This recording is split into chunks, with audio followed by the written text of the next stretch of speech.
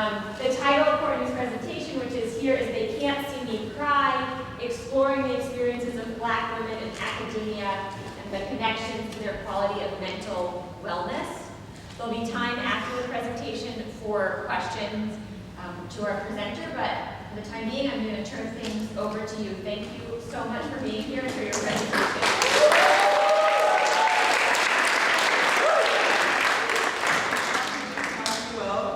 Can y'all hear me well? Yes. Okay. Yes. Hello everyone, my name is Courtney Reed and this is my honors thesis research. The title of my presentation, like Dr. Boak said, is They Cannot See Me Cry. Exploring the experiences of Black women in academia and the connections to their quality of mental wellness.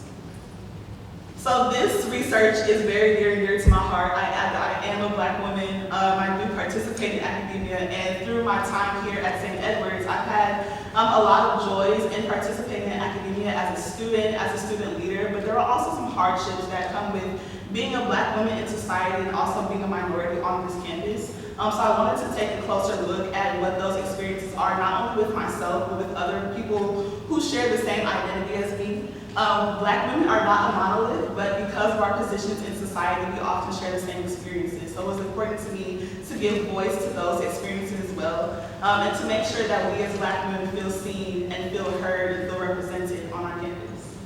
More and more Black women are participating in academia as students, faculty, staff, and sometimes a combination of the three. And though more Black women are attending these higher education institutions, there still is not enough inclusivity, there's not enough representation, and there's not a full sense of belonging in these institutions.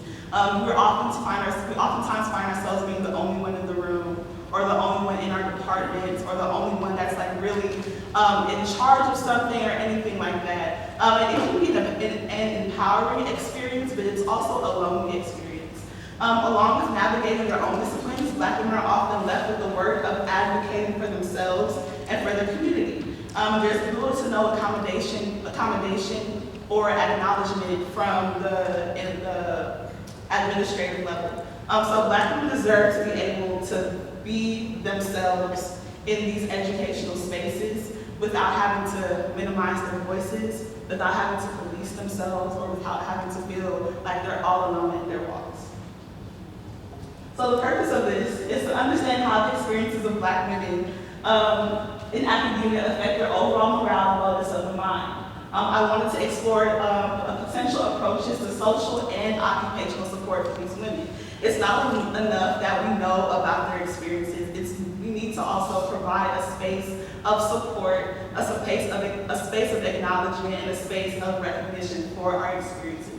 And also, I wanted to see and acknowledge the Black women that I interact with all the time on this campus who have supported me, who I share the responsibility of supporting. If you know me, I love a good vocab session. I love to break down words. Words have meaning, words have power, and these three specific words are the framework in which I built my research. So the first word is racism. Many of us are familiar with racism, but the definition, or working definition of racism, is the process by which systems, policies, actions, and attitudes create inequitable opportunities and outcomes for people based on race. Our second word, misogynoir. Many of us may be familiar with the term misogyny, which is sexism against women or discrimination against women, but in the intersection of womanhood and Blackness, there is misogynoir, which is misogyny directed towards Black women, where race and gender both play a role in bias. Lastly, we have invisibility. Invisibility is a state of being ignored or not taken into consideration. So when thinking about Black women experiencing racism on their educational campuses, and thinking about them experiencing misogynoir, we often left feeling unseen. They see us, they use our expertise, they use our minds, our bodies, our color, but they do not see us. So my literature review, I took a sociological approach. Even though I'm a psychology major, I took a sociological approach in beginning my research. So I looked at Black women, how Black women have navigated education. So we know that there has been a historical denial of access for Black women to education.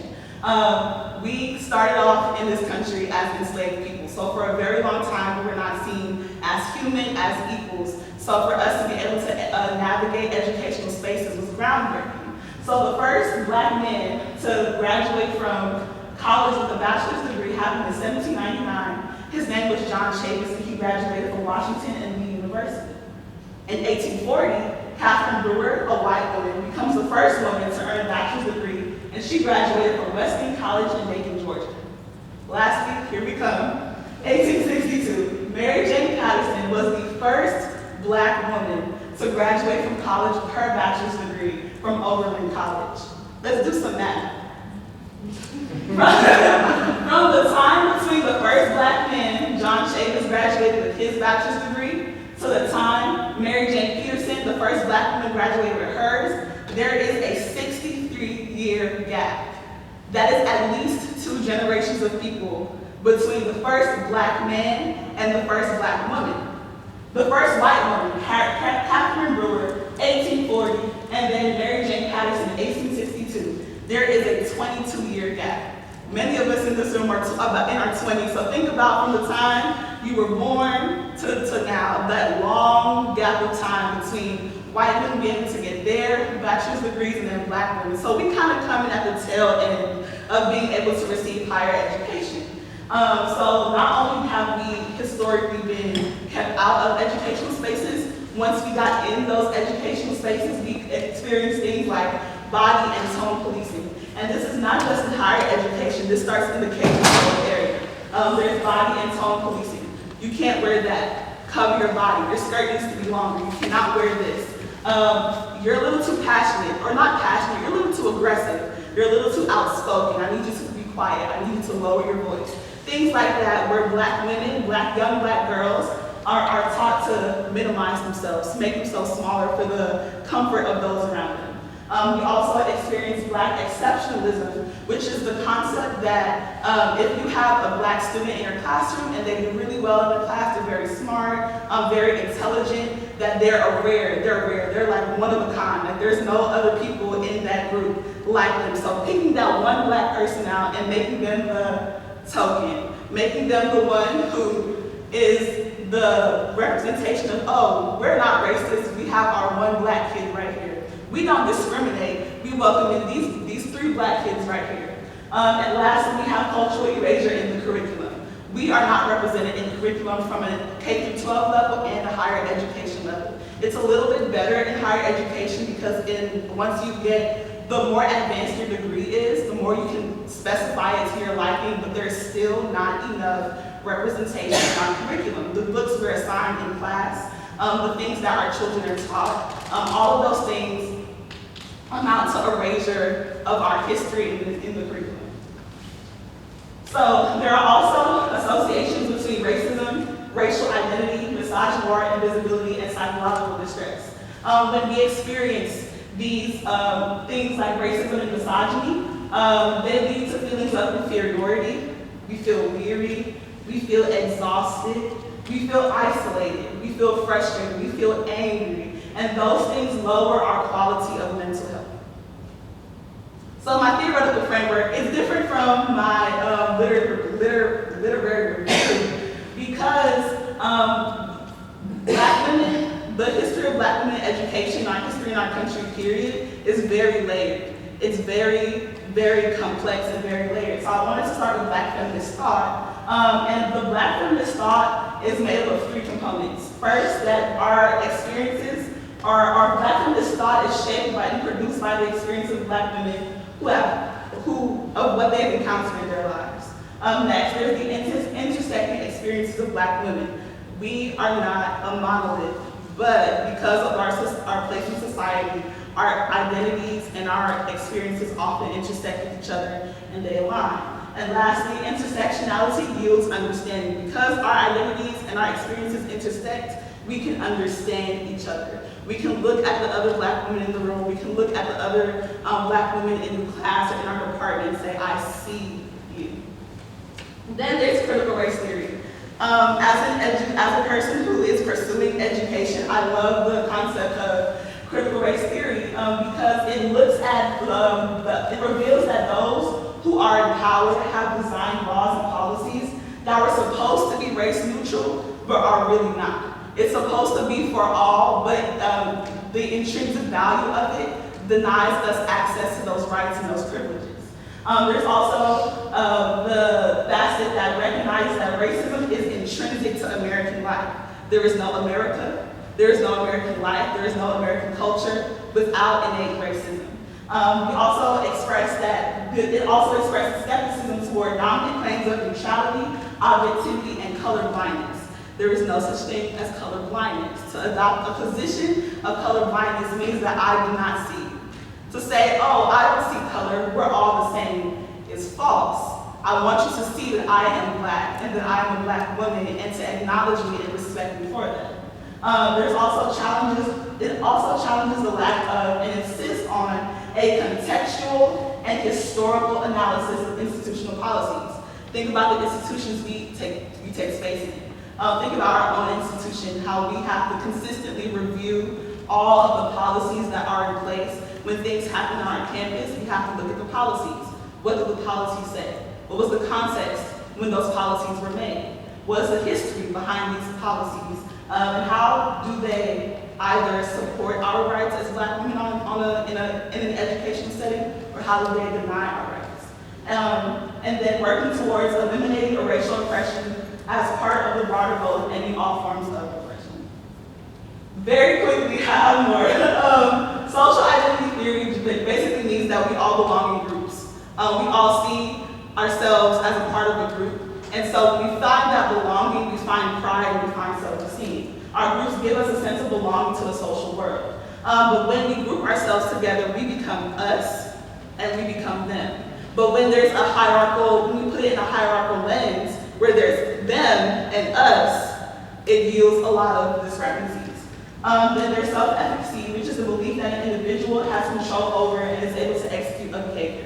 I'll talk about this in a minute, but when I did my actual project, which was a sister circle, I asked my participants, what was your motivation in pursuing higher education? What drove you to pursue a position in academia? And it was all, I had to prove it to myself. I had to prove it to other people. It was no choice for me. So that intrinsic drive drives influences your self-efficacy. A quick diagram of this. We'll get past this.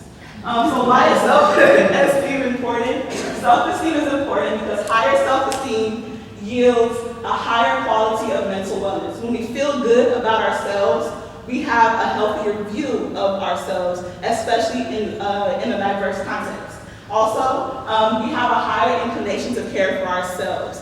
I emphasize ourselves because as black women, we often care for other people to the detriment of ourselves. We carry the world on our back, but we do not care for ourselves. So higher self-esteem allows us to know that we can take space for ourselves to make sure that we are good so we can help others be good. And then lower self-esteem yields lower quality of mental wellness, and we experience things like anxiety, we experience depression, we experience a lack of motivation, and we feel inadequate. I label this term imposterism, because in order to even get into academia, you have to be qualified. You have to meet a certain level of requirements or even exceed those. And so we're in these spaces because we are qualified on paper, and we're qualified in real life. But because our surroundings don't reflect that, don't acknowledge us, we feel inadequate. So my hypothesis was that black women who experience racism, misogyny, and invisibility in academic settings and do not have representation and support in these spaces are more likely to have a lower quality of mental wellness than those who experience those things but have a sufficient support system. So if you're going through these things, but you have a decent support circle, then you will still have a better quality of mental wellness. But if you're going through this and you are alone, you are isolated, you are by yourself, the quality of your mental wellness, it lowers. So my methodology was a sister circle methodology. It was created by Dr. LaToya Johnson when she did her doctorate dissertation at the University of Georgia. And those sister circles have long been a part of our culture and our history as black women. She was the one who made it into an actual psychological and sociological methodology. So what's unique about the sister circle methodology is that I, as the researcher, was able to participate in this. Usually there's like a power dynamic of researcher and participants. But we were all on the same playing field because we're all black women in the room. So these are questions I asked my I made sure that I had a safe and a brave space to be yourself, a brave space to challenge, to really challenge the system around you, to really challenge the environment around you. I gave my participants specific instructions, so don't hold back. Say what you have to say. It was a safe space. It was a very confidential space. Say what you have to say. There is no one in this room who will police you for your tone. There is no one in this room who will say that you're wrong and that's not true. So I asked my participants, why did you choose to pursue higher education and/or a career in academia? What are some current challenges you, as a Black woman, experience participating in academia? What makes you feel seen and heard as a Black woman in spaces where you are the minority? And lastly, how does having to constantly maintain an image of a strong Black woman, they can't see me cry, they can't see me sweat, they can't see me falter, how does having to consistently maintain that facade affect your image of yourself or your self-esteem? And how does it affect your mental wellness? These are words that I put together that I drew from all of my responses. We have things like anxiety, validation, we have facade, we have discrimination, we have depression, we have acknowledgement, a range of experiences and ideas and realities from my group of Black women that all amounted to this experience. So some common things I got from this was there was an internal drive. I have to prove them wrong. I have to prove myself right. I want to be able to help people, so I have to take up this space, versus external pressure of not letting them see you sweat, of not letting other people see you falter, of maintaining that strong facade. Maintaining the facade, there's lack of representation in our spaces, fear of backlash for speaking out or speaking up about the unfairness of the institution of employment. Now, as students, we have a better position to be able to speak up about what's wrong with our institutions because we're paying to go here. But thinking about the Black women who are employed, they have a certain barrier to what they can say, how they can express themselves, how they can relate their experiences to others because of fear of backlash or fear of their employment being terminated. Also finding the space to be yourself and do the things you enjoy. If you love research, you are able to do that research in this academic space. If you love to make community, you are able to do that in this space. The burden of advocating for self and others. Again, that tokenism, that Black exceptionalism, and then burnout. So my analysis, this is my hypothesis again, what I found was that representation makes a difference. Being able to look in a room and see there are many people who look like me, or there's one other or two other persons in the room who look like me, who most likely share my same experience, that is empowering and that is grounding. Also, support makes a difference. Support is not just from the other Black women in the room, but it's also from your allies. It's from the greater community, making sure that you as Black women don't have to carry everything by yourselves, but those who are in a position to actually help you and actually support you, that they do those things. I want to be clear that representation and support are not equal. It's not just about who's in the room, it's about what they're doing and what they classify as their in-group. Are they us or are they them? If they view you as other, are they going to help you? Maybe not, but if they view you as you're just like me, whether they identify as Black women or not, that makes all the difference. So my conclusions are, Black women, we need each other. We need each other. There is no support like support from your own. Creating spaces within your academic institutions or within your fields or within your disciplines offsets the pressure to do your walk alone. Academia is hard. We are testing boundaries, we are shattering ceilings every day, but doing that by yourself is hard. So you need that support. You also need, Black women also need allies. We need to feel that we can trust the people around us. We want trusted, consistent, and reliable support from the non-Black, non-women members of our academic institutions. That means seeing us, not seeing what we can provide, not seeing what we can do, but seeing who we are as people. Hearing us. When we speak, we say what we mean. Or if we're in a space where our voices may be muted or limited, making sure that you're hearing in between the lines. Oh, I recognize that this Black woman in this position can't say this for fear of retribution, so let me speak up for them. And then lighting the burden. We all, as a community, we all share the responsibility of advocating for ourselves and advocating for others. We all share the responsibility of making sure that our environments, our classrooms, our labs, our groups are equitable and are supportive. So we all have to have a hand in that. Thank you.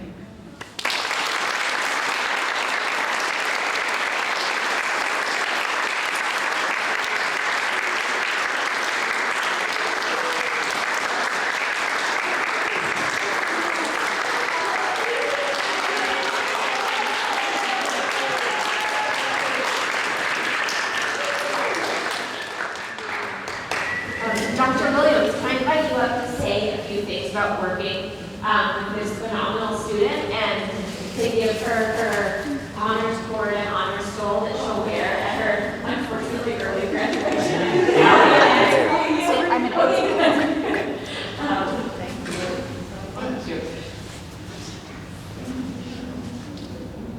I'm so glad you asked me to come up to speak about a phenomenal student, because a phenomenal woman describes her, I think, perfectly.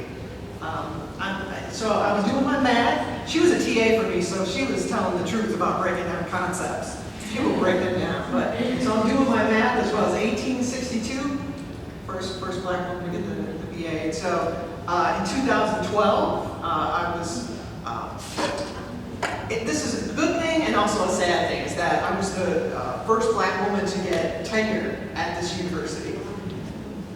Don't be impressed by that. It was 2012, right? 2012, so that is 150 years from the first black woman who got a BA to at least our history. And our university was around, right? It's been around for a while. So a lot of the things that you were talking about in your presentation, you know, I had allies back then to help me stay. Why did I stay? So 10 years later, I could work with someone like her.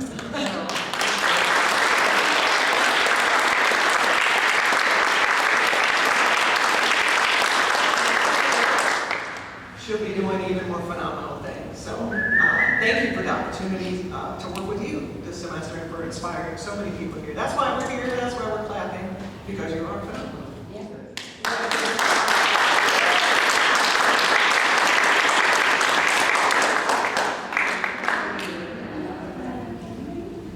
And she's working it right. Ooh, I totally did.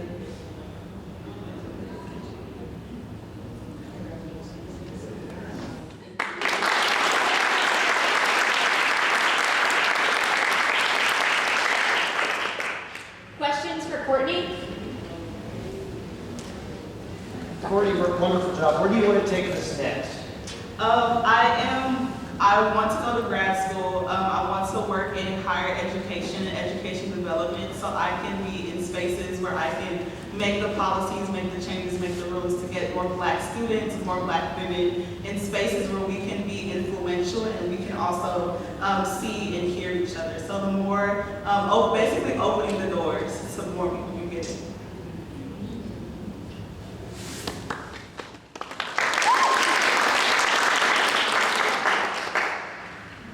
Other questions for Courtney? I have a question. Going back to the whole sister circle methodology, I forget when you said it was first really officialized or implemented in research spaces. How widespread is the use of that methodology? Because this is my first time hearing about anything like this. So yeah, it started, Dr. LaToya Johnson, she created the methodology in 2015. Okay. I did not find out about it until I was actually doing my own research. The Sister Circle, a friend of mine sent me a video of, it was like Mary J. Blige doing like a round table with like people in the music industry, black women in the industry. I was looking at it and I was like, wait, they were talking about the same things that I was already researching. So I was like, what if I do this? So I already had the plan to like do a forum, but when I found out there was an actual name for it, it was an actual thing, it solidified it for me. It's not that widespread. It's very widespread within the black women community within academia. Once I found out it was a thing, I did a deep dive, and it was there are tons of black women all across the country who use it for their master's and their doctorate dissertations. But it's not that widespread of a thing. It could be a thing. I hope it becomes a thing, because I think, especially when you're doing psychological or sociological research and and you're pulling people's actual lived experiences, it's not just, so tell me about you. It should be, let's share this space together, let's commune together, let's be a community, and let's talk about what our experiences are. So. Dr. Williamson, you had the I last was just going question. to ask you if you could share a little bit about, for you and for the participants, what do they think of the Sister Circle? The Sister Circle, I have some of the members in the room with me today of the Sister Circle. It was beyond my wildest imaginations of what it would look like.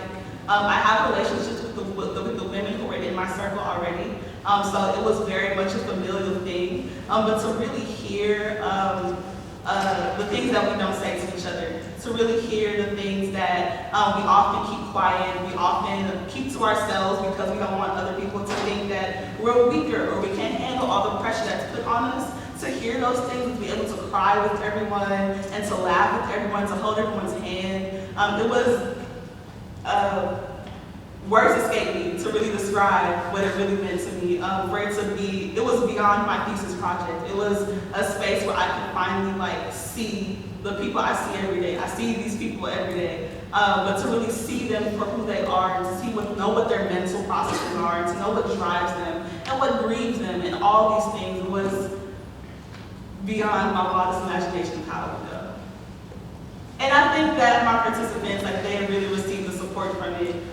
One thing that's unique to the Sister Circle methodology is that you're not just talking, but you're supporting each other. You're offering words of wisdom, you're offering advice. You're there to rub a shoulder, say, I see you, sister. So I think that by being able to be in that space, the participants really benefited from it. Thank you so much, and thank you, and congratulations.